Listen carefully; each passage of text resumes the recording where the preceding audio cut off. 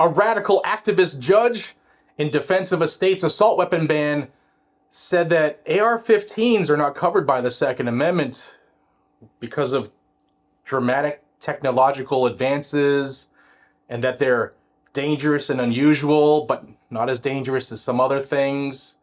There's a lot to unpack here. I want to thank the sponsor of the video, and that's Blackout Coffee. I think I have slept in the last 4 days, maybe 12 hours solid. Thanks to Blackout Coffee, blackoutcoffee.com/GNG. We have coffees, teas, and hot chocolates, partners roasts, where you can support partners of us.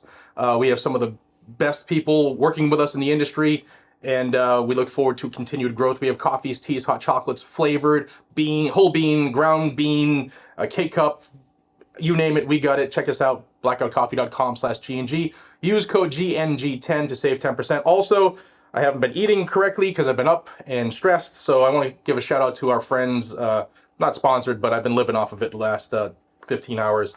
Angry Viking Jerky, it's a friend of the channel. They sent this to me. They're up in Pennsylvania. Check them out, good stuff. And real ingredients. So, I'm going to temper my anger here. Assault weapon bans, right? We know that they are unconstitutional. And unfortunately, for us, we would love for things to end immediately, especially once we have major rulings like the Bruin decision, right? Where everything must now be ruled and judged upon the text of the Second Amendment and the history and tradition of this nation's firearm regulation at the time of the adoption of the Second Amendment, 1791. Now that's going to come into play here, and I'm talking about this case here on the screen. This is known as Capon v. Campbell.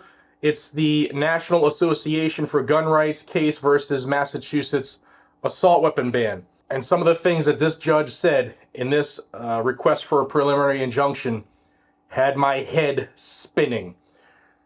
Let's read some of this real quick in the opening. This case involves a Second Amendment challenge to a Massachusetts statute prohibiting the possession, sale, and transfer of certain semi-automatic weapons, as well as magazines capable of holding more than 10 rounds of ammunition. Plaintiff Joseph R. Capon alleges that, but for the ban, he would acquire the prescribed firearms and magazines for self-defense and other purposes.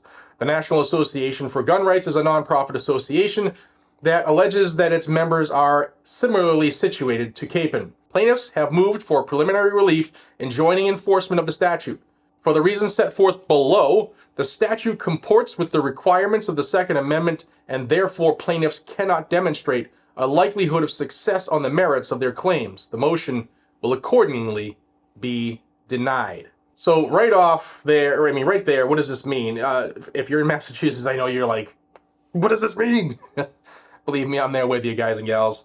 So this case is still going to be going on. It just means that their request to stop enforcement of the law in the immediate while the case continues through the fruition of the case. The judge is like, nah, bro, we're not going to do that because here in Massachusetts, we have supreme power over our plebes. That's basically what the judge said. And some of the stuff that I'm about to show you should make you disgusted. Disgusted. Here we go.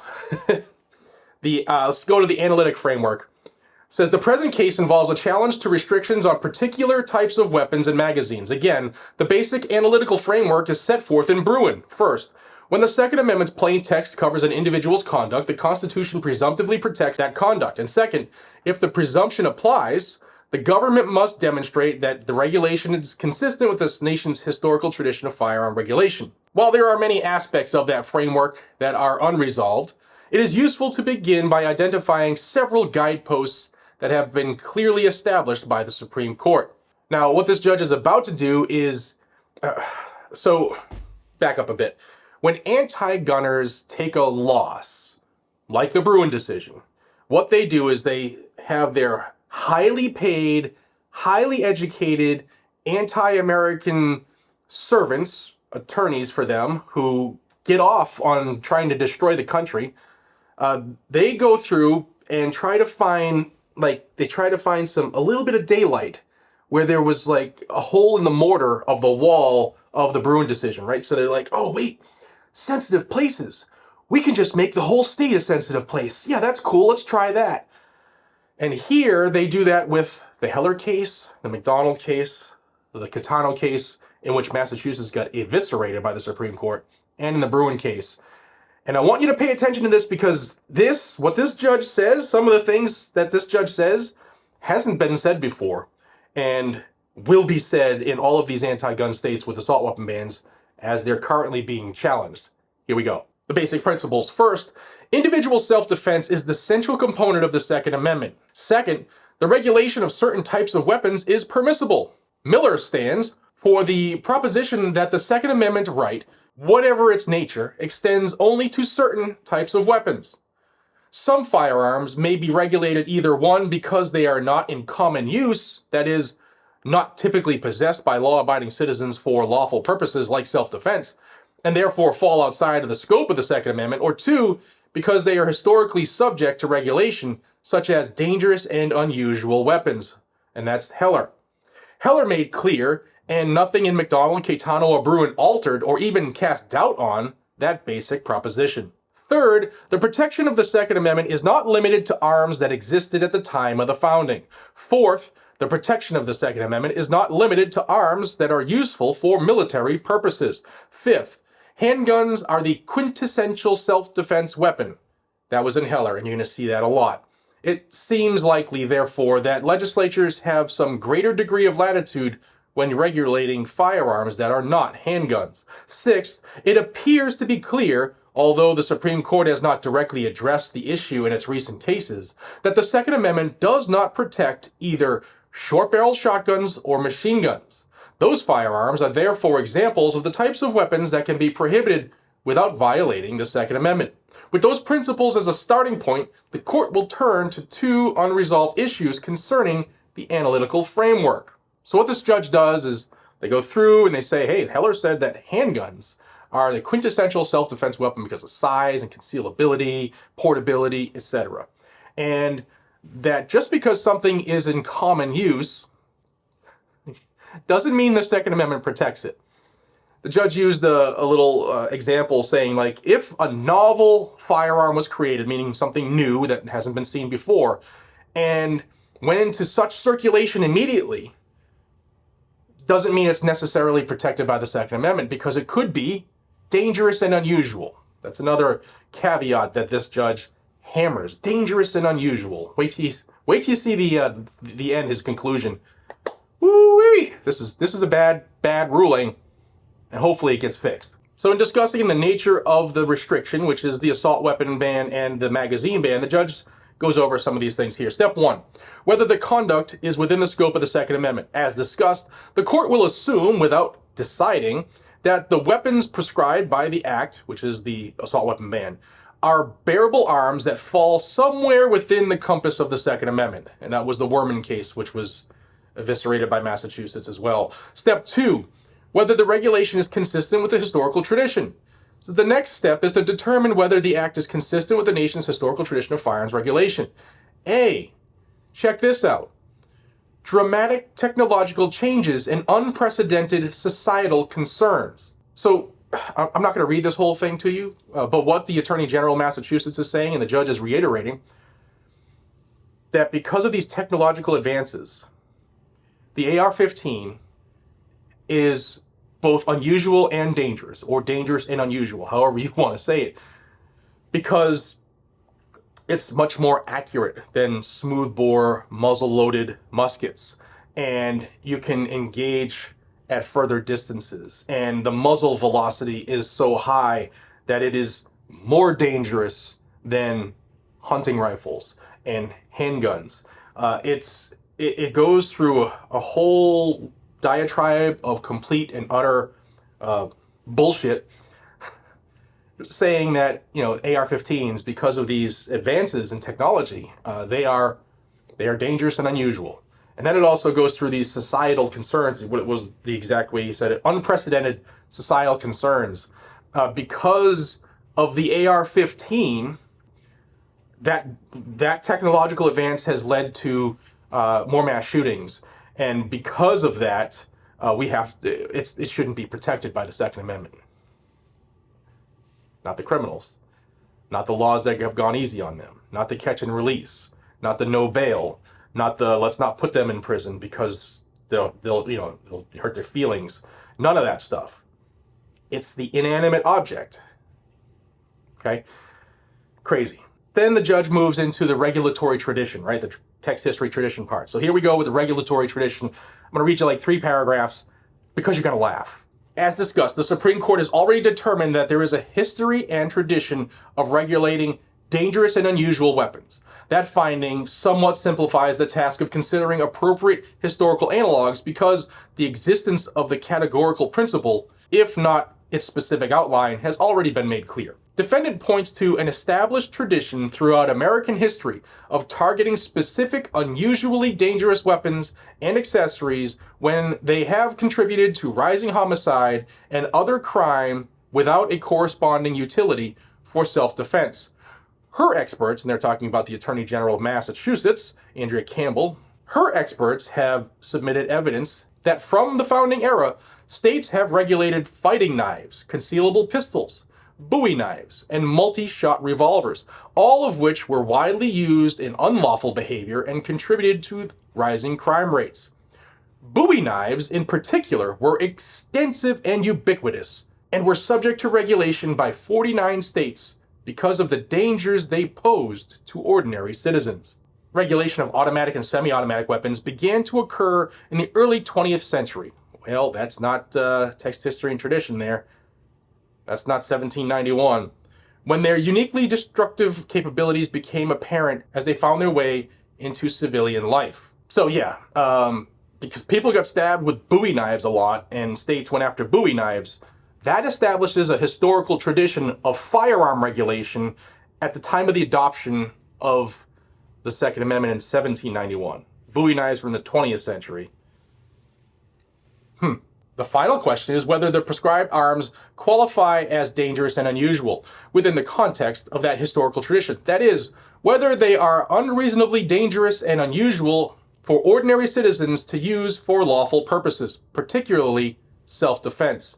To begin, there can be little serious question that assault weapons, such as the AR-15, have characteristics that give them capabilities far beyond those of a typical handgun. And they say, see the Werman case, where they said, considering that question under the Act and noting that wielding the prescribed weapon for self-defense within the home is tantamount to using a sledgehammer to crack open the shell of a peanut. For example, the AR-15 has substantially greater range and muzzle velocity than a 9mm handgun. Assault rifles were developed for modern military combat, not self-defense. Indeed, the AR-15 is functionally identical to its military counterparts, the M16 and its carbine version, the M4. In short, the AR-15 is a weapon with the same basic characteristics, functionality, capabilities, and potential for injury as the standard issue rifle for infantry troops. It can be fired in the same way that military forces recommend that it be used for maximum effectiveness. Without question, it is a weapon, most useful in military service rather than in self-defense. And that's from Heller and Colby, determining that because the banned assault weapons were like M16 rifles, they are among those arms that the Second Amendment does not shield. So they're leaning on other assault weapon bans to help prove their case. Of course, the fact that the AR-15 was developed as a military weapon does not alone render it dangerous and unusual. Rather, it is the fact that the design and features of an AR-15 compared to a typical handgun makes it an unreasonably dangerous and unusual weapon for ordinary self-defense purposes. Don't look in my car when I'm rolling dirty. First, the intrinsic characteristics of assault weapons make them poor self-defense weapons.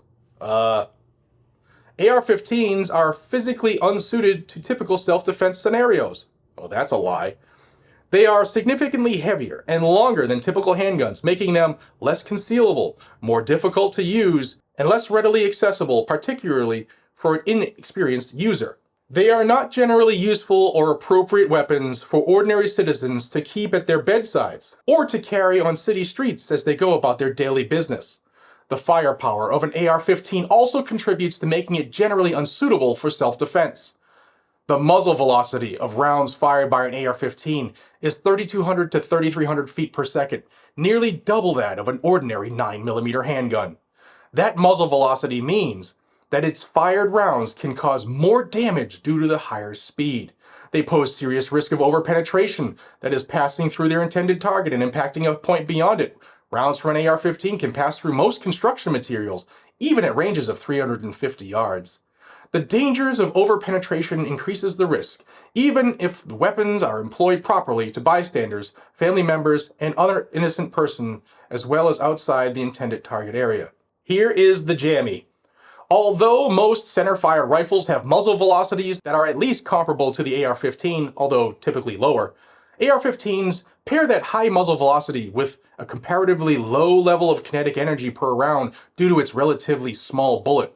Indeed, a round fired from an AR-15 distributes less than half of the kinetic energy of one fired from a hunting rifle. In other weapons, the higher kinetic energy is distributed in part to the shooter as recoil, which necessarily disrupts follow-on shots. In an AR-15, however, the lower kinetic energy means that fired rounds with a high muzzle velocity can also be fired in rapid succession on a precise target, even while standing or moving, because a shooter's position is relatively unaffected by the recoil of each shot. Conclusion. For the foregoing reasons, this court finds that the prohibitions on certain assault weapons in the Act comports with the nation's historical tradition of weapons regulation. The banned weapons are dangerous because they are unreasonably dangerous for ordinary purposes of self-defense due to their extreme lethality and high potential for collateral harm, and they are unusual because it would be unusual for an ordinary citizen to carry such a weapon on his person on the street for self-defense, or to use it in a home to confront invaders or to protect against personal violence. Plaintiffs have therefore failed to establish a likelihood of success on the merits of their Second Amendment claim as to the prescribed firearms. Well, the judge didn't stop there. Magazines, large capacity magazines, were on the docket next, and the judge said, well, the Second Amendment covers firearms and certain accessories similar, for functioning, like ammunition is covered.